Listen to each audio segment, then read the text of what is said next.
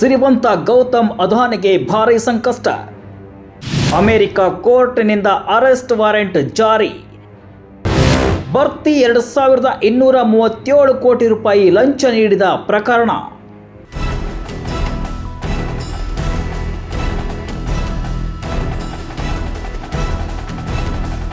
ಭಾರತದ ಎರಡನೇ ಸಿರಿವಂತ ಅದಾನಿ ಗ್ರೂಪ್ನ ಗೌತಮ್ ಅದಾನಿಗೆ ಸಂಕಷ್ಟ ಎದುರಾಗಿದೆ. ಸೌರ ವಿದ್ಯುತ್ ಗುತ್ತಿಗೆಗೆ ಸಂಬಂಧಿಸಿದಂತೆ ಗೌತಮ್ ಅದಾನಿ ವಿರುದ್ಧ ಅಮೆರಿಕದಲ್ಲಿ ಶತಕೋಟಿ ಡಾಲರ್ ಲಂಚ ಹಾಗೂ ವಂಚನೆ ಪ್ರಕರಣ ದಾಖಲಾಗಿದೆ. ಇದಕ್ಕೆ ಸಂಬಂಧಿಸಿದಂತೆ ಅಮೆರಿಕದ ನ್ಯೂಯಾರ್ಕ್ ನ್ಯಾಯಾಲಯ ಅದಾನಿ ವಿರುದ್ಧ ಅರೆಸ್ಟ್ ವಾರೆಂಟ್ ಅನ್ನು ಜಾರಿಗೊಳಿಸಿದ್ದು, ವಿಶ್ವದ ಅತ್ಯಂತ ಸಿರಿವಂತ ವ್ಯಕ್ತಿಗಳ ಲಿಸ್ಟ್ನಲ್ಲಿರುವ ಗೌತಮ್ ಅದಾನಿಗೆ ಬಂಧನದ ಭೀತಿ ಶುರುವಾಗಿದೆ. ಈ ಪ್ರಕರಣ ರಾಷ್ಟ್ರ ರಾಜಕೀಯದಲ್ಲೂ ಕೂಡ ಭಾರಿ ಸಂಚಲನ ಸೃಷ್ಟಿಸಿದ್ದು, ಮೋದಿ ಸರ್ಕಾರದ ವಿರುದ್ಧ ರಾಹುಲ್ ಗಾಂಧಿ ಮುಗಿಬಿದ್ದಿದ್ದಾರೆ.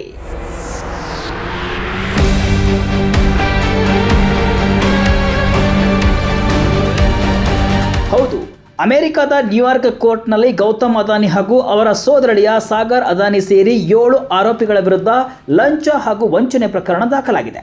ಮುಂದಿನ 20 ವರ್ಷಗಳಲ್ಲಿ 2 ಶತಕೋಟಿ ಡಾಲರ್ ಲಾಭದ ನಿರೀಕ್ಷೆಯೊಂದಿಗೆ ಸೌರ ವಿದ್ಯುತ್ ಉತ್ಪಾದನಾ ಘಟಕ ಸ್ಥಾಪಿಸಲು ಭಾರತೀಯ ಸರ್ಕಾರಿ ಅಧಿಕಾರಿಗಳಿಗೆ ಸುಮಾರು $265 ಮಿಲಿಯನ್ ಲಂಚ ನೀಡಿದ ಆರೋಪ ಗೌತಮ್ ಅದಾನಿ ಮೇಲೆ ಕೇಳಿ ಬಂದಿದೆ.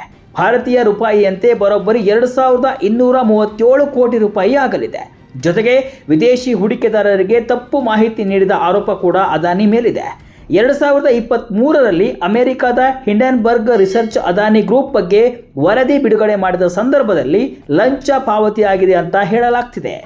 ಅಮೆರಿಕದ ಕೋರ್ಟ್ನಲ್ಲಿ ದಾಖಲಾಗಿರುವ ಚಾರ್ಜ್ ಶೀಟ್ನಲ್ಲಿ ಗೌತಮ್ ಅದಾನಿಯನ್ನ ನ್ಯೂ ಮೆರೋಯಿನೋ ಮತ್ತು ದಿ ಬಿಗ್ ಮ್ಯಾನ್ ಅಂತ ಕೋಡ್ಗಳಿಂದ ಕರೆಯಲಾಗ್ತಾ ಇತ್ತು ಅಂತ ಉಲ್ಲೇಖಿಸಲಾಗಿದೆ.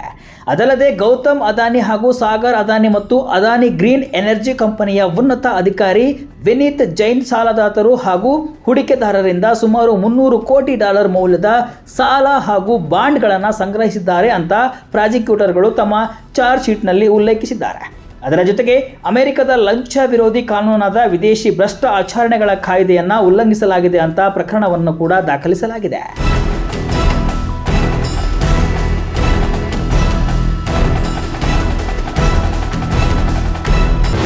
ಕೇಸ್ ಡಿಕೋಡ್ ಮಾಡಿದರೆ ರೋಚಕ ಅಂಶ ಬಹಿರಂಗ. ಸರ್ಕಾರಿ ಅಧಿಕಾರಿಗಳಿಗೆ ಅದಾನಿ ಲಂಚ ಕೊಟ್ಟಿದ್ದು ಹೇಗೆ? ಪ್ರಕರಣವನ್ನು ಡಿಕೋಡ್ ಮಾಡ್ತಾ ಹೋದರೆ ಒಂದಿಷ್ಟು ರೋಚಕ ಮಾಹಿತಿಗಳು ಬಯಲಿಗೆ ಬಂದಿವೆ. ಚಾರ್ಜ್ ಶೀಟ್ ಪ್ರಕಾರ ಗೌತಮ್ ಅದಾನಿಯನ್ನ ಇಂಡಿಯನ್ ಎನರ್ಜಿ ಕಂಪನಿಯ ಸ್ಥಾಪಕ ಮತ್ತು ಚೇರ್ಮನ್ ಅಂತ ಉಲ್ಲೇಖಿಸಲಾಗಿದ್ದು, ಸಾಗರ್ ಅದಾನಿಯನ್ನ ಅದರ ಎಕ್ಸಿಕ್ಯೂಟಿವ್ ಡೈರೆಕ್ಟರ್ ಅಂತ ಹೇಳಲಾಗಿದೆ. ಭಾರತದ ಸರ್ಕಾರಿ ಸ್ವಾಮ್ಯದ ಸೋಲಾರ್ ಎನರ್ಜಿ ಕಾರ್ಪೊರೇಷನ್ ಆಫ್ ಇಂಡಿಯಾಗೆ 12 ಗಿಗಾವ್ಯಾಟ್ಗಳ ಸೌರಶಕ್ತಿ ಪೂರೈಸುವ ಒಪ್ಪಂದವನ್ನು ಇಂಡಿಯನ್ ಎನರ್ಜಿ ಕಂಪನಿ ಮತ್ತು US ಯೂಸುವರ್ ಕಂಪನಿಗಳು ಪಡೆದುಕೊಂಡಿವೆ. ಆದರೆ ಮುಂದೆ ಭಾರತದಲ್ಲಿ ಸೌರಶಕ್ತಿ ಖರೀದಿಗೆ ಯಾರು ಮುಂದೆ ಬರದ ಕಾರಣಕ್ಕೆ ಸೆಸಿ ಮಾಡಿಕೊಂಡಿದ್ದ ಒಪ್ಪಂದ ಅಲ್ಲಿಗೆ ನಿಂತಿತ್ತು ಅಂತ ಚಾರ್ಜ್ ಶೀಟ್ನಲ್ಲಿ ಹೇಳಲಾಗಿದೆ. ಸೆಸಿ ಜೊತೆ ಮಾಡಿಕೊಂಡಿದ್ದ ಒಪ್ಪಂದ ಮಧ್ಯದಲ್ಲಿಯೇ ನಿಂತಿದ್ದರಿಂದ ಇದರಿಂದ 2 ಕಂಪನಿಗಳಿಗೆ ನಷ್ಟ ಆಗುತ್ತೆ ಅಂತ ಅದಾನಿ ಗ್ರೂಪ್ ಮತ್ತು ಅಜುರೆ ಪವರ್ ಕಂಪನಿಗಳು ಭಾರತದ ಸರ್ಕಾರಿ ಅಧಿಕಾರಿಗಳಿಗೆ ಲಂಚ ನೀಡುವ ಯೋಜನೆ ರೂಪಿಸಿದರು. ಇದಕ್ಕಾಗಿ $265 ಮಿಲಿಯನ್ ಲಂಚದ ಆಫರ್ ಅನ್ನು ನೀಡಿದ್ದು, ಆಂಧ್ರ ಪ್ರದೇಶದ ಅಧಿಕಾರಿಗಳಿಗೆ ಹೆಚ್ಚಿನ ಪಾಲನ್ನು ನೀಡಲು ಮುಂದಾಗಿದ್ದಾರೆ. ಇದರ ಬೆನ್ನಲ್ಲೇ ಸರ್ಕಾರಿ ಅಧಿಕಾರಿಗಳು ರಾಜ್ಯ ವಿದ್ಯುತ್ ವಿತರಣಾ ಕಂಪನಿಗಳನ್ನು ಸೆಸಿಯೊಂದಿಗೆ ವಿದ್ಯುತ್ ಸರಬರಾಜು ಒಪ್ಪಂದ ಮಾಡಿಕೊಳ್ಳುವಂತೆ ಒತ್ತಡ ಹಾಕುತ್ತಾರೆ.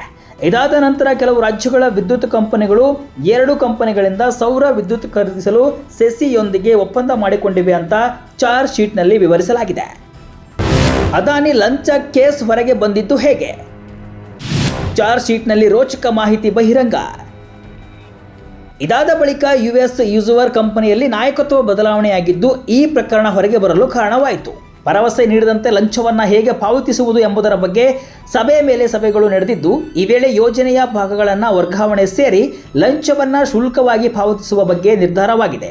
ಅದಾದ ಬಳಿಕ ಅಜುರೆ ಪವರ್ ಕಂಪನಿ ವ್ಯಾಜ್ಯ ಮತ್ತು ದಿವಾಳಿತನದ ಕಾರಣ ನೀಡಿ ಯೋಜನೆಯನ್ನು ಇಂಡಿಯನ್ ಎನರ್ಜಿ ಕಂಪನಿಗೆ ವರ್ಗಾಯಿಸಲಾಗಿದೆ.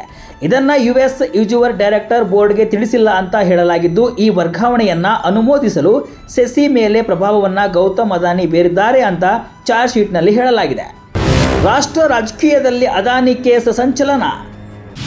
ಬಿಜೆಪಿ ಮೇಲೆ ಮುಗಿಬಿದ್ದ ಕಾಂಗ್ರೆಸ್ ನಾಯಕರು.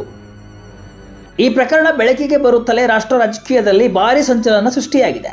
ಕಾಂಗ್ರೆಸ್ ನಾಯಕರು ಬಿಜೆಪಿ ಸರ್ಕಾರದ ವಿರುದ್ಧ ಮುಗಿಬಿದ್ದಿದ್ದು ಅದಾನಿ ಸಮೂಹದ ವಹಿವಾಟಿನ ಕುರಿತು ಜಂಟಿ ಸಂಸದೀಯ ಸಮಿತಿ ತನಿಖೆಗೆ ಆಗ್ರಹಿಸಿದೆ. ಜೊತೆಗೆ ಪ್ರಧಾನಿ ನರೇಂದ್ರ ಮೋದಿ ಹಾಗೂ ಗೌತಮ್ ಅದಾನಿ ಅವರ ಆಂತರಿಕ ಸಂಬಂಧವನ್ನು ಇದು ತೋರಿಸುತ್ತಿದೆ.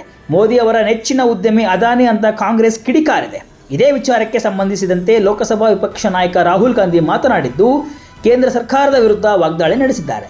ಇನ್ನು ಷೇರು ಮಾರುಕಟ್ಟೆ ಮೇಲೂ ಕೂಡ ವಂಚನೆ ಪ್ರಕರಣ ಪ್ರಭಾವ ಬೀರಿದ್ದು ಗೌತಮ್ ಅದಾನಿ ಗ್ರೂಪ್ನ ಷೇರುಗಳು 20% ಕುಸಿತ ಕಂಡಿವೆ. ಒಟ್ಟಿನಲ್ಲಿ ದೇಶದ 2ನೇ ಶ್ರೀಮಂತ ವ್ಯಕ್ತಿ ಗೌತಮ್ ಅದಾನಿಗೆ ಭಾರಿ ಸಂಕಷ್ಟ ಎದುರಾಗಿದೆ. ಅದಲ್ಲದೆ ಕೇಂದ್ರ ಸರ್ಕಾರಕ್ಕೂ ಈ ಪ್ರಕರಣದಿಂದ ಮುಜುಗರ ಉಂಟಾಗುವ ಸಾಧ್ಯತೆ ಇದ್ದು ಇದನ್ನು ಕಾಂಗ್ರೆಸ್ ನೇತೃತ್ವದ ಇಂಡಿಯಾ ಒಕ್ಕೂಟ ಹೋರಾಟವನ್ನಾಗಿ ರೂಪಿಸುವ ಸಾಧ್ಯತೆಯೂ ಇದೆ. ಮುಂದೇನಾಗಲಿದೆ ಎಂಬುದು ಸದ್ಯದ ಕುತೂಹಲ.